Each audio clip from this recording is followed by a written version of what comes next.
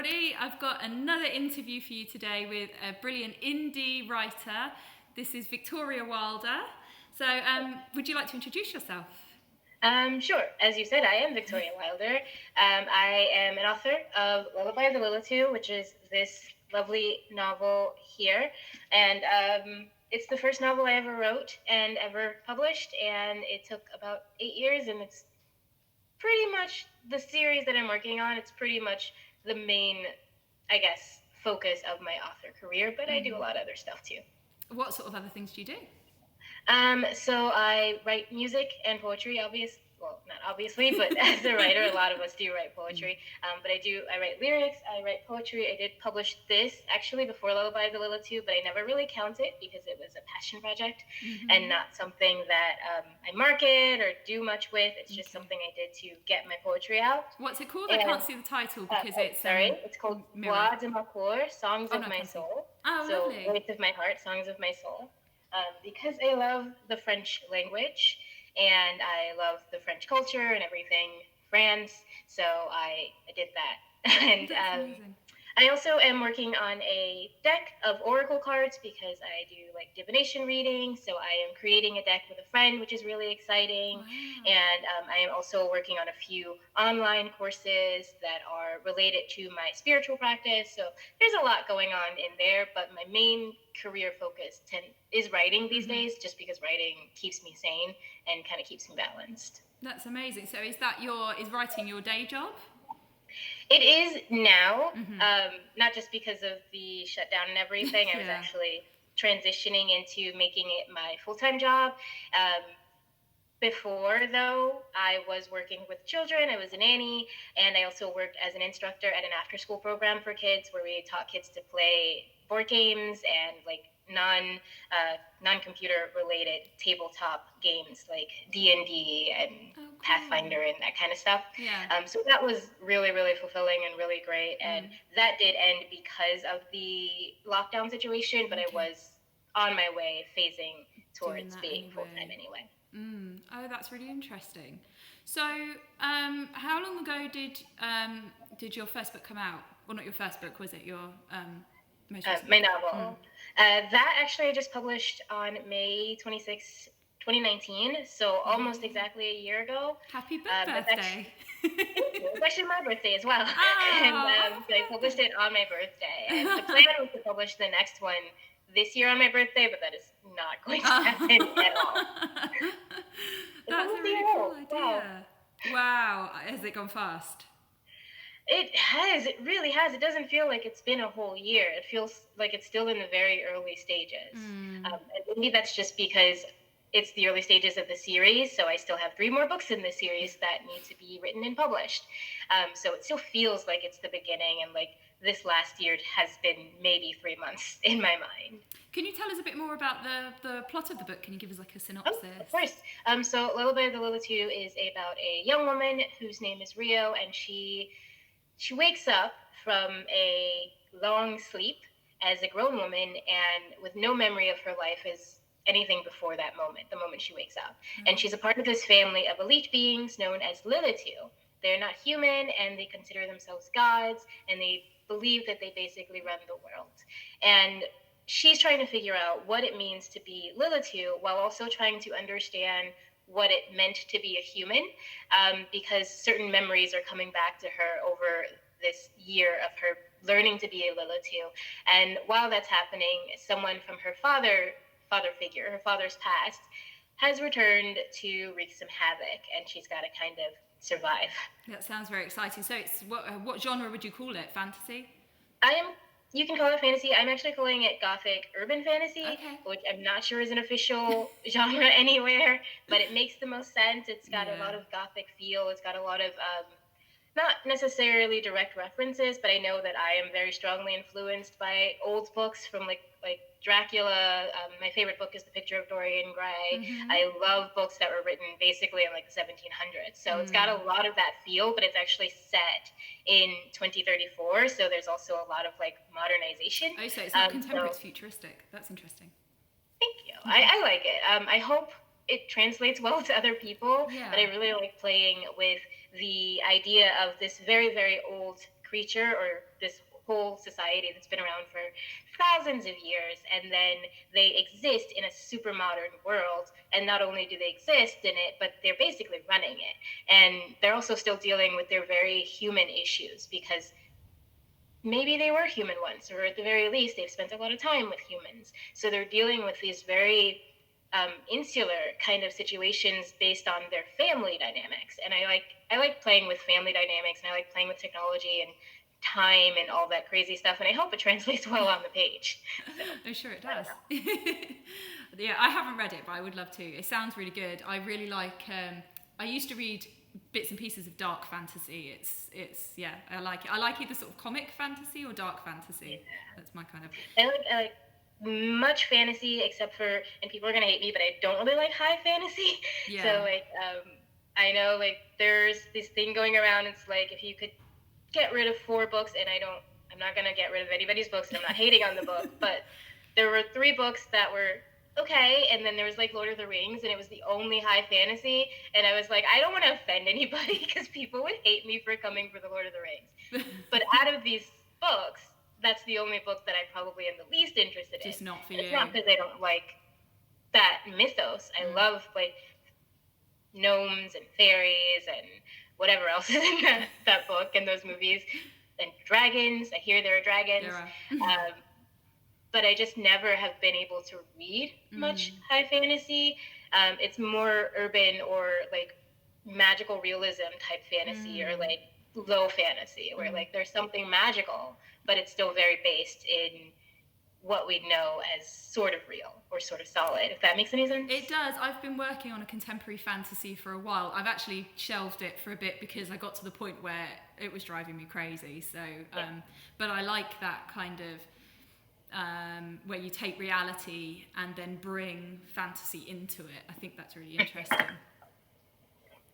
So you say it took 8 years to write, or to bring out. I had a similar experience with my book Milk. That took me, I think, 8 years actually. I think I remember hearing about that when I first started watching your channel. I was like, I relate. I definitely relate.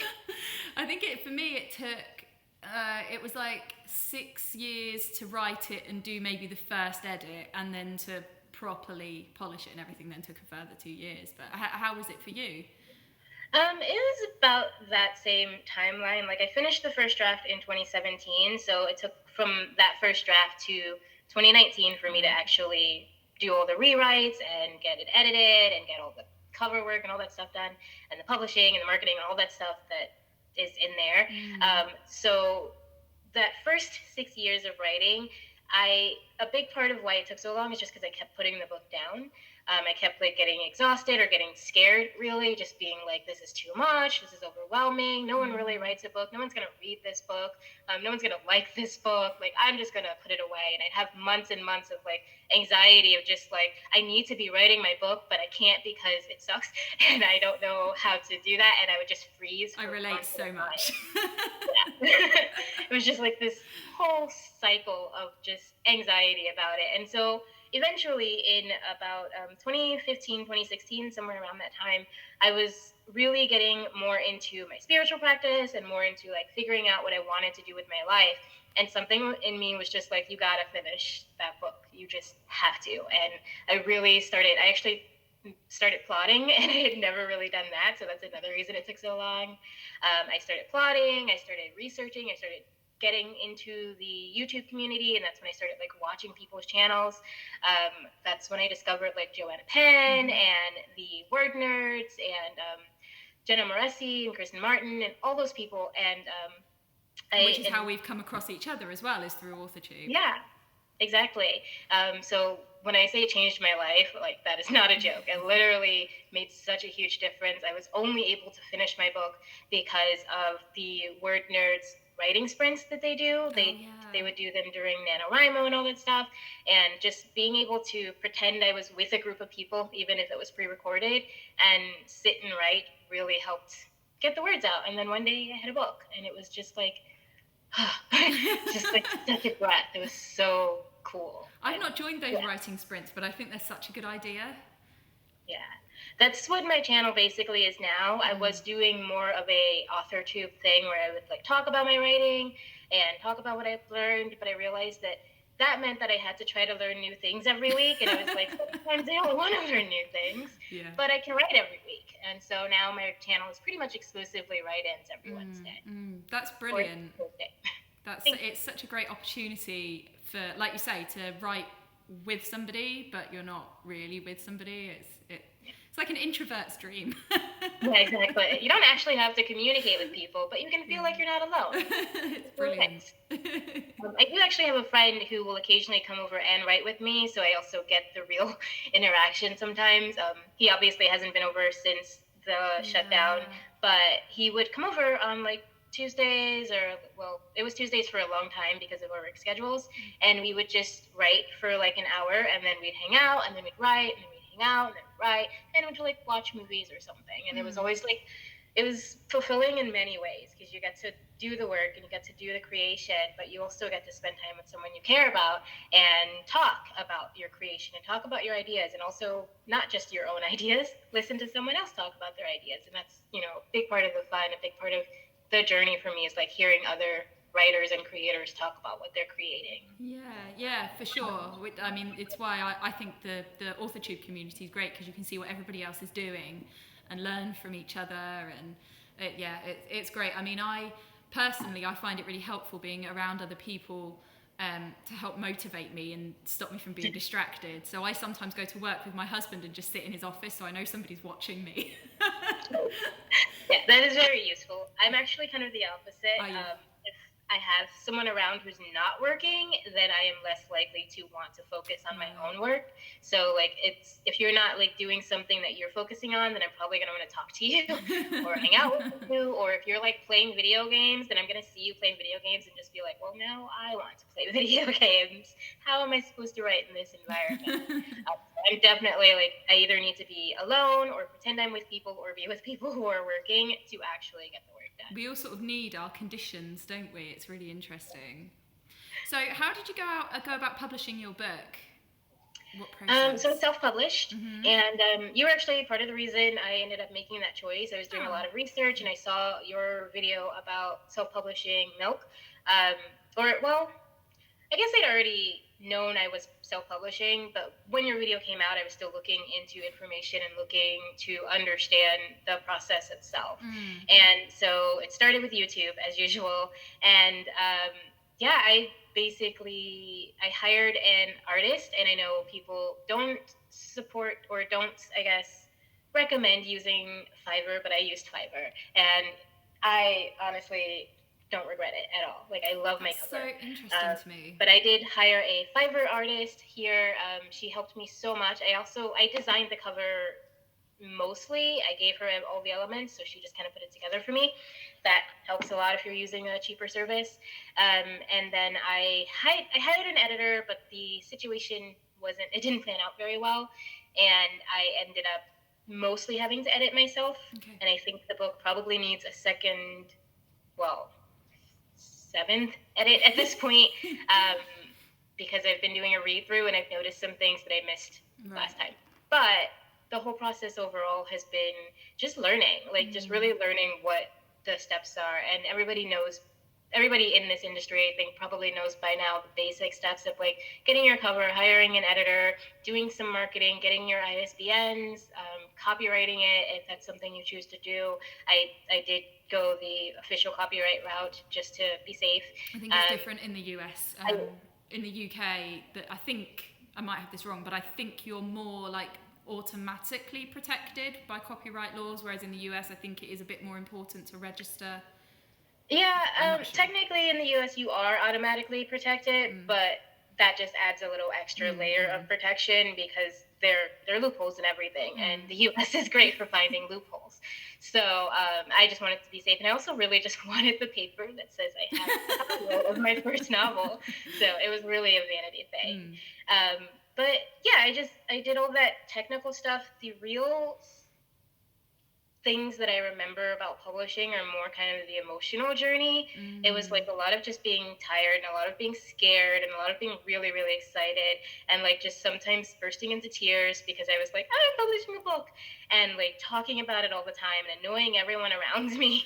And like that was the main thing that I remember about publishing. Like all the other stuff was, I'm very good at the administrative stuff, but I don't really think as much about it. So it's like, I'm going to do this admin stuff, and then I'm going to go and do the fun stuff that I focus on, which is telling my coworkers all about my book during lunch because they can't escape during lunch. So like that was basically it. I did all the copywriting, the editing, the rewriting, lots of rewriting, lots of beta. I had 3 rounds of beta readers, and by the end of it, I think I had upwards of 30-something people who read my book. I also did a promotion long before I'd even finished the last draft. Actually, long before I finished the first draft, I think. I asked people if they wanted to get my book for free if they only pay the shipping cost. And I was like, I'm giving away 50 books for just the shipping cost. And I didn't sell all 50 books, but I did sell 20 books using that the day it launched, so that was really cool. And I had a huge party on launch day when it was first published on my birthday. And there were cupcakes, like Lullaby with the Little Two cupcakes, and lots of friends. There was a giveaway. There were people I didn't even know there. There were kids. There were like it was really, really a blast. That sounds like, amazing. My biggest birthday since I was 15, and so that's really what I remember most about the process. I know that's not very technical, but I think it is so nice to mark the occasion because it feels so huge personally to be able to have something to say this is now a thing. Like an actual event, something tangible is I think is important. It was to me anyway. Yeah, I agree. I think like just being able to create a physical or body memory surrounded by this happy thing. Because really, when you look at what we're doing, we're just kind of clicking publish. Like we're just kind of clicking a button and it's out there. And you don't have to have any fanfare. You don't have to say anything. You could just have a book out there and you did it. But it's a pretty big thing. Like we in the community, I think it feels like a lot of people are writing because we are surrounded by writers. But not a lot of people are writing. Very few people are finishing books. Very few people are publishing books. And very few people are putting the attention to detail and attention and care and love into their books that a lot of the writers we're surrounding ourselves with. Those of us who are putting that kind of attention into our work, we tend to be surrounded by other authors who are doing that.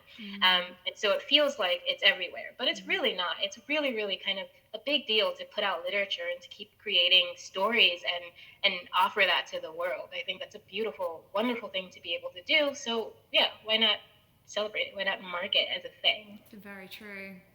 I'm really interested by you saying that you used Fiverr because I looked into it to find an illustrator and just panicked basically.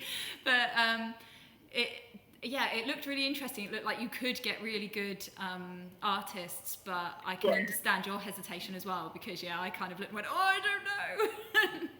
And there's a lot. There are a lot of options, and if you get something that you don't like, you're not likely to get your money back for it. So like you're investing in something that may not work out.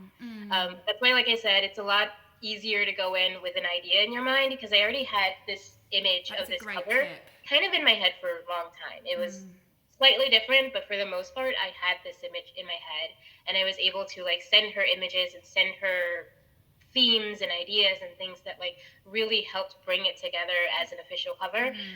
That helps a ton because I'm not sure what you'd get if you just went in and was like, make me a cover. And I'm sure you've got some really great ones as well, especially if you're looking for pre-mades. There's so many beautiful pre-made covers on Fiverr, but it definitely helps to have a solid idea of what you want.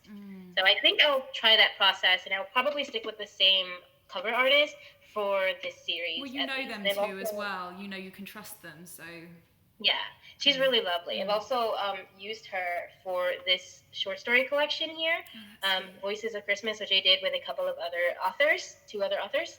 And she again, same situation. We sent her our ideas. We told her kind of what we wanted. We sent her like different fonts and different things. And basically it was like, use your artist's mind to make this beautiful. And she did. It's very, very simple, but I love it. I'm very happy to have this on my shelf.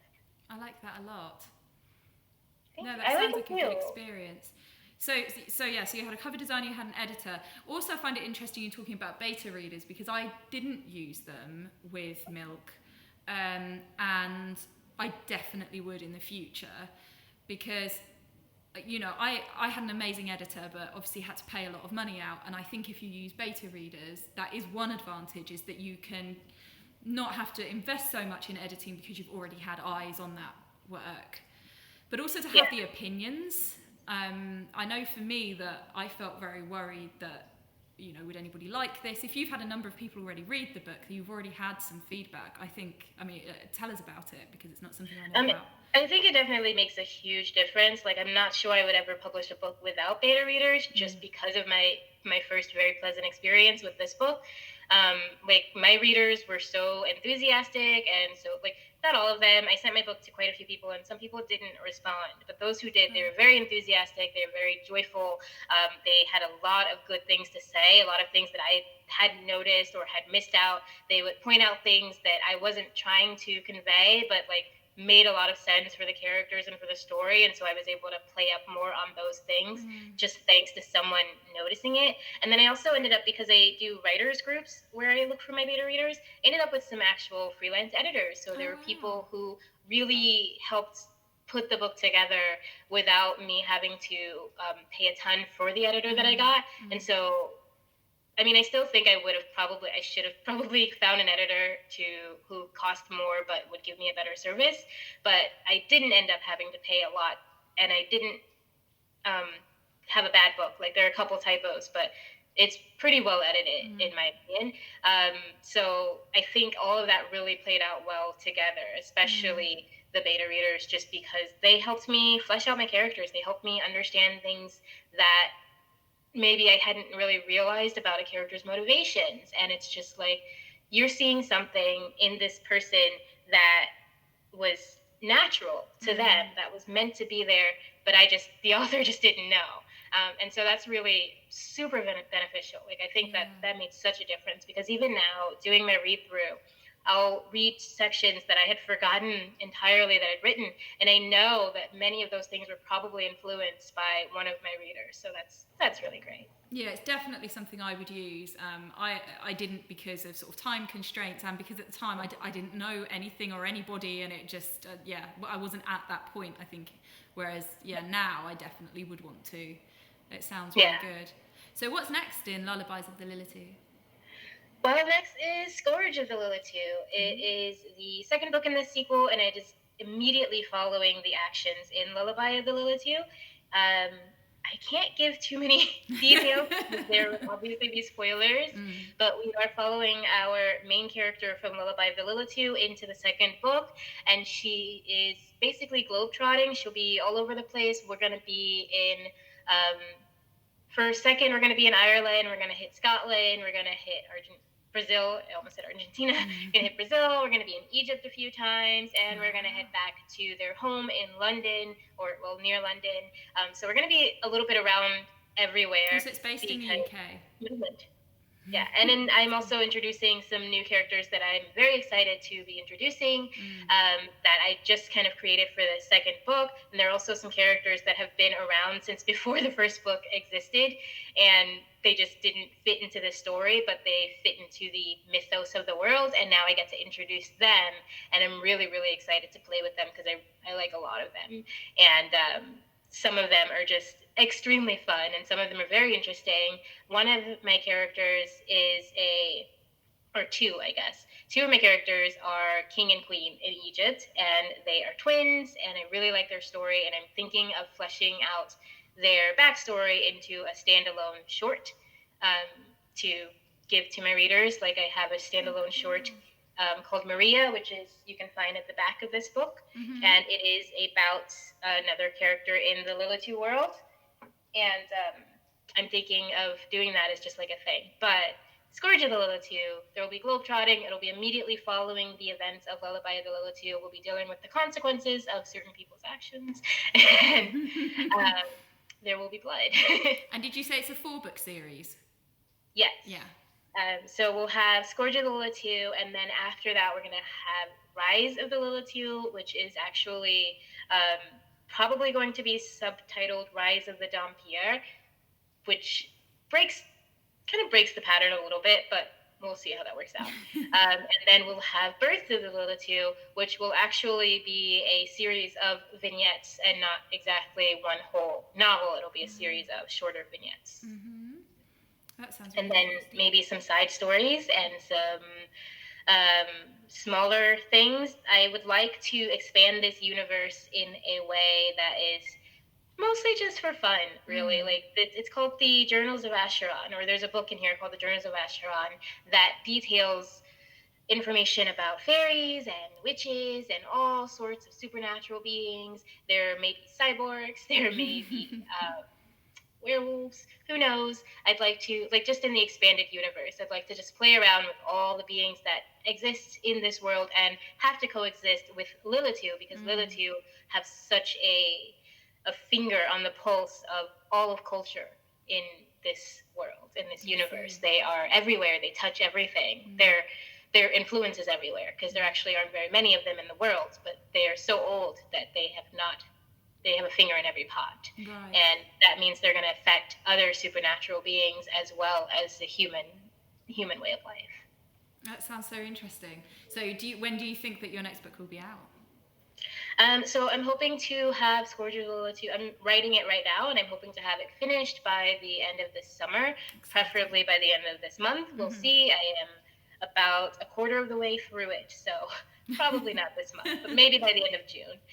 And then I'm hoping to have it published probably by spring of 2021, if not by the end of this year. That would be a little bit tough. I'm trying not to give myself the strictest deadline just because of everything that's going on right now. And I am trying not to overpressure myself with all of the COVID situation, because I don't want to exacerbate any like old issues, things that I like. Mental health is important, is my point. Yeah. I think it's important to take care of my mental health, take care of myself, and to not put so much stress on myself when I'm also trying to survive a national trauma or global trauma. So I'm trying to get it done as fast as I can, faster than I've ever written a book, because, this one took 8 years. And my other one actually took, if you count the moment I had the brainstormed idea, the seedling of an idea, to the moment that I actually finished writing it, it took about 2 years. And I'm hoping this book will take way less time. I just started drafting it in February. So I forgot what I was saying. I'm sure it will do, though. I'm sure it will be a lot quicker. I've certainly found it quicker, and you know what to do, and you know the process, and you know what you need, and all those kind of things. Yeah, it helps to have all of this information too from the first book, like having the characters that I already created a long time ago and understanding them a little bit better, even now than I did before, and having an actual outline. I can't stress this enough. Victoria needs to outline. I never did before, and since starting to outline, I've written 2 novels, and that's really great. And I'm writing my 3rd novel. I've also written another novel that I haven't published yet, that is sitting in a desk over there, called Diva, which I'm very excited to publish that eventually. But I'm going to finish this one first. Oh, very prolific. So I didn't ask you, so I noticed your book was hardback, so do you use Ingram Spark? I do. Yeah. I really like Ingram Spark. It's not necessarily the most intuitive, but once you look around and really understand it, it's pretty easy to use, pretty simple. I've had a couple of issues with getting orders out, but other than that, it's been fine. I also use Draft to Digital for my ebooks, as well as Amazon, and I use Amazon for paperback. I have a paperback on Ingram Spark as well, but no one really buys Ingram Spark paperbacks from me. They buy them from Amazon. Right. And that's fine.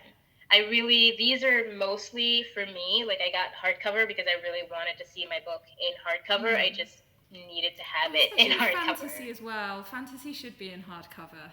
Yeah, I agree. And they're fun to sign. Like, these are the ones that I send when people order signed copies. Right. It's the hard ones.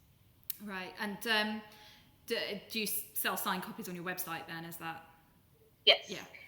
So I don't keep the copies at home. I will order them to order. So if you order from me, then you're going to expect maybe 2 weeks because it's going to come to me and then I'm going to send it to you. Because I live in a studio apartment, so like keeping a bunch of hardcover books of my own book just doesn't work. My shelves are full of other people's hardcover books, and so I'd rather just like do it to order. But yeah, on my website I sell signed hard copy, signed paperback. You can also buy the books without getting them signed from my website if you'd like to do it directly from me. I honestly prefer people do it through one of the agitators because they do the math for me, and I don't have to figure anything out. I just have to take the money and then take my tax information at the end of the year. So that's a lot simpler, but I do sell that on my website. You can also read the first chapter of Lullaby of the Lilith on my website. You can listen to the playlist I used to write it on my website. I think it's a great playlist personally. It starts with Kate Bush's Wuthering Heights, which that's a great start. I think it's indicative of some of the relationships in this book. I think it works. That's a great idea. I love that. And obviously I'll link all of that below. I'll link your website and all your social media. And also obviously your YouTube channel. So when did you start your AuthorTube channel? And tell me a bit about that. Oof.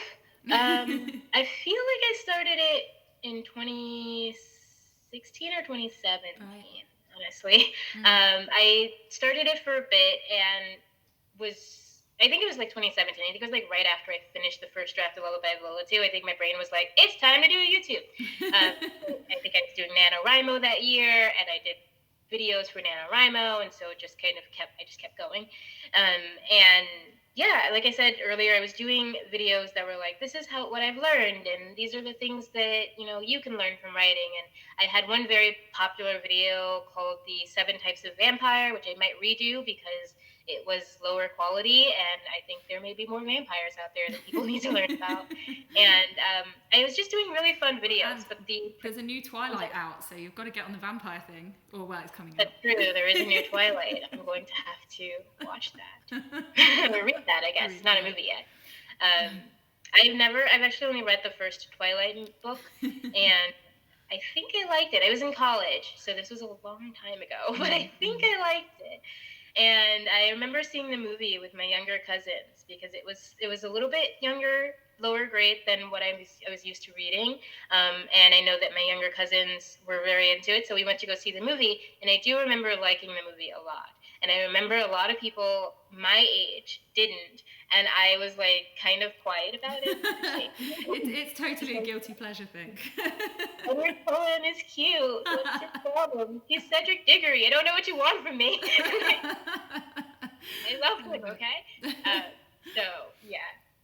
But eventually, I guess the process of just having to edit videos, and I was also doing another YouTube channel where I was doing tarot readings and doing like spiritual chats and things like that. And so trying to do both channels and trying to edit both channels and trying to schedule both things over and over again, it just got to be so much. Like I was so pressured, and I wasn't writing. I was like talking about writing and doing all this other stuff, and I just never had the energy to do any actual writing. And so I was like, I want to do that, and I'm going to do write-ins on my channel. And eventually I was just like, I'm going to just keep doing write-ins on my channel. This is what you guys get, because I got to write, and this is the only way I can guarantee that this YouTube channel will keep going, and I will keep writing. And so that's where we are now. So do you use tarot for your writing? Because I know some people do. Not a lot, actually. I've used it for small, like, short pieces and, like, flash fiction, but in general, not for my books at all.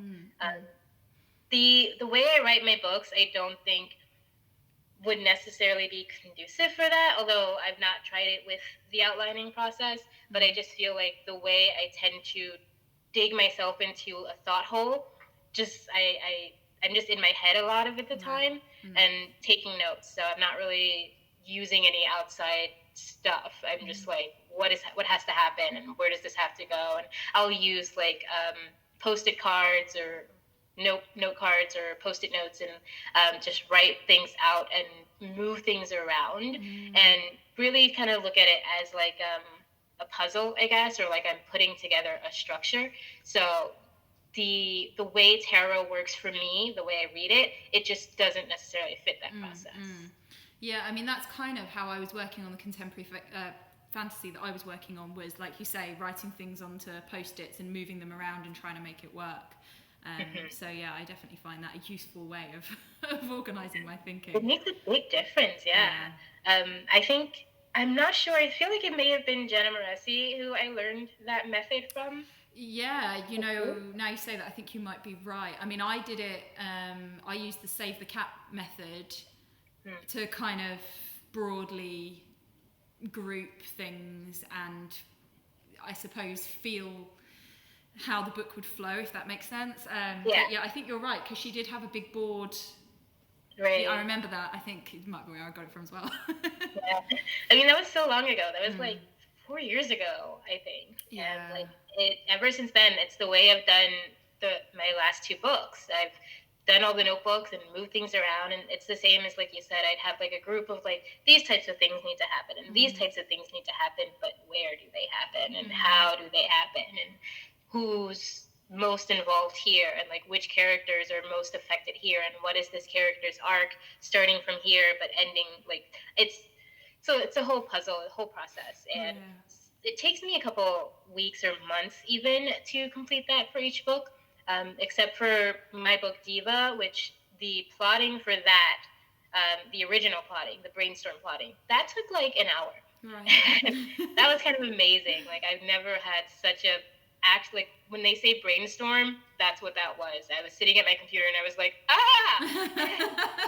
for like an hour. That's brilliant. And yeah, so that was really cool. So plotting that actually came a lot easier, and writing that actually ended up being a lot easier because while it took 2 years to finish, I actually had put that down for like half a year. So it really only took maybe a year and a half to finish writing that first draft. And most of that was done during NaNoWriMo of 2018, I believe. It's definitely something that I think would be useful for me to I need to work on my plotting a lot more because Milk was autobiographical. It doesn't so much need a plot because it just things happened and I wrote them down. So, yeah. But coming up with a story that I've made up is completely different. So yeah, I definitely need to work on my skills there. It's a way different like mental process to write nonfiction and fiction, and I hate writing nonfiction. I do it when I have to, but it is not fun. It's a whole different process. I think I feel comfortable with it, but yeah, it is very different. Right. It's have you written a lot of fiction as well, or a lot of other nonfiction? Only just little bits. I mean, never a book. Well, other than the one that I've done a draft of and I'm working on, but yeah, not really. Just little stories here and there. But that was actually something I was going to ask you, and I didn't. How did you get into writing? Were you somebody that always wrote when you were little, or did it come to you? You know, how were you? Pretty much. I've been probably reading and writing since before I could talk. It's just been like the written word has been my comfort zone for pretty much my entire life. And I've always done well in that aspect, like in school, and I would be volunteered for writing things because writing was just something that came very naturally and easily to me. And it was one of the only classes I was guaranteed an A in. I remember in like the second grade even, I got a B on something in English, and it was not a B I deserved. And my mom came to the school and gave the teacher what for, to say it nicely. My mom very much gave that teacher a talking to, and to fix the mistake. But like everyone knew that in English, in grammar and all that stuff, it was just something I understood, probably because I had nothing much else to do but read anyway. So writing has just always been something I loved. I think it became like a really big part of, I guess, my personal identity, probably in middle school or early middle school, like 5th grade.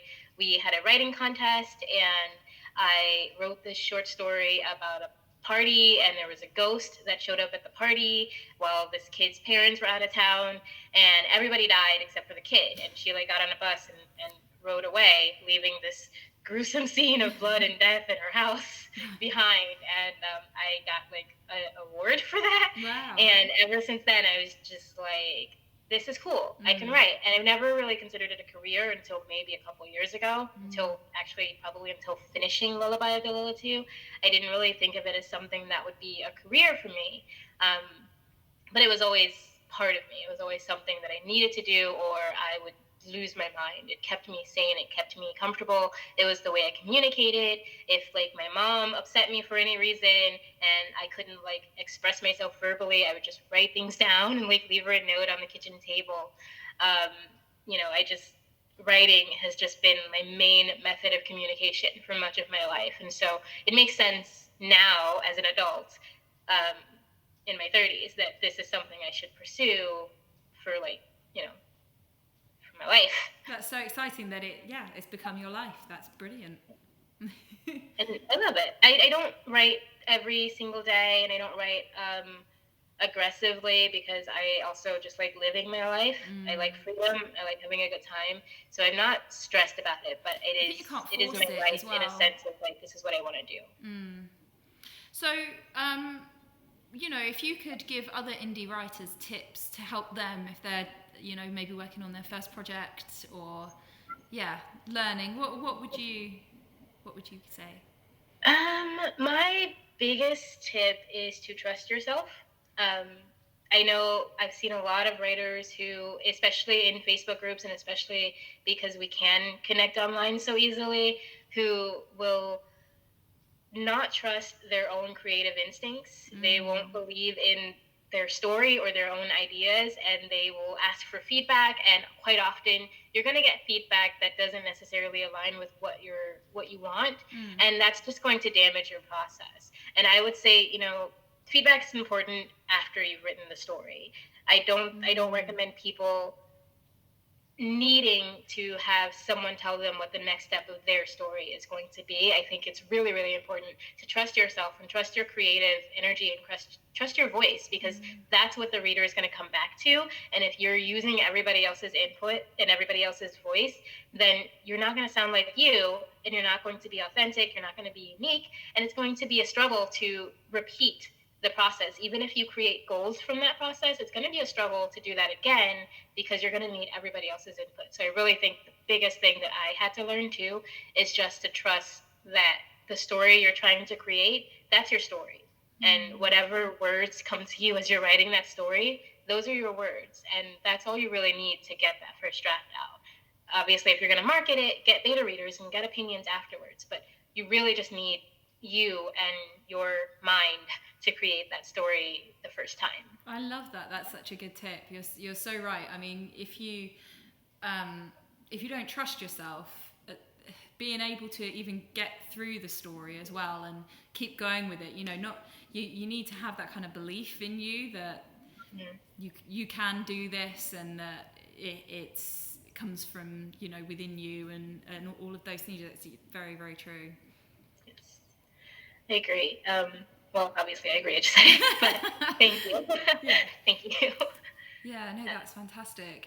I feel like that's such a good place to finish. It's like, I feel like all inspired. I need to go home and write, except it's really late. Actually, that would have made me want to do some writing too. Like, just do something, right?